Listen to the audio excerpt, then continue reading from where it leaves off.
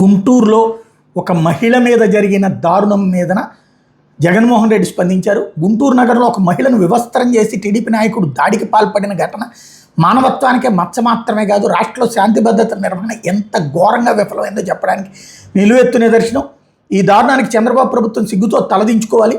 బుధవారం ఘటన జరిగితే 3 రోజుల పాటు దానికి కప్పిపెట్టిన చివరికి ఆ వీడియోలు సోషల్ మీడియాలో బయటకు వచ్చి రాష్ట్ర ప్రజలంతా చూసి ఈ పరిపాలన అసహించుకున్న తర్వాత ఇప్పుడు తానేదో గొప్పగా చర్యలు తీసుకున్నట్టు చంద్రబాబు గారు హడావిడి చేయడం మరింత సిగ్గుచేటు.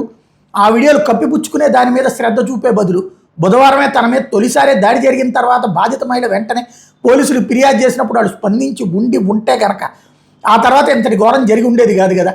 ఆమె ఫిర్యాదు మీద వెంటనే కేసు నమోదు చేసి నిందితులు అదుపులో తీసుకుని ఉంటే ఈ దారుణం జరిగేదా?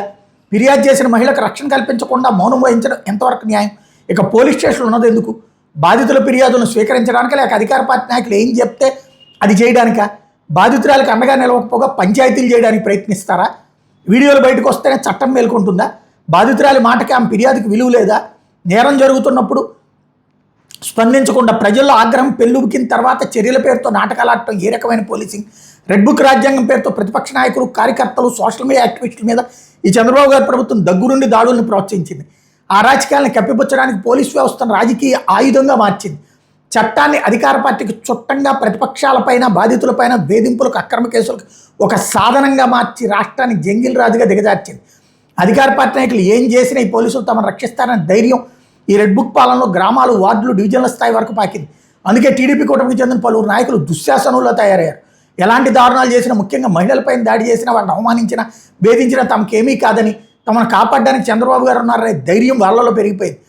ఇది చివరకు రాష్ట్రంలో ఆడవాళ్ళకి రక్షణ లేకుండా చేసింది. అధికార పార్టీ నాయకుల దురాఘాతాల నుండి తమను తాము కాపాడుకోవాల్సిన దుస్థితిలోకి మహిళలు నెట్టింది. చంద్రబాబు గారు, ఇదేనా మీరు చెప్పే మహిళా భద్రత? ఇదేనా మీ సుపరిపాలన? ఇదేనా మీ పోలీసింగ్? చంద్రబాబు గారు మహిళల ఆగ్రహమే మీ ప్రభుత్వానికి బుద్ధి చెప్తుంది అన్నటువంటి పాయింట్ మెన్షన్ చేసుకొచ్చారు.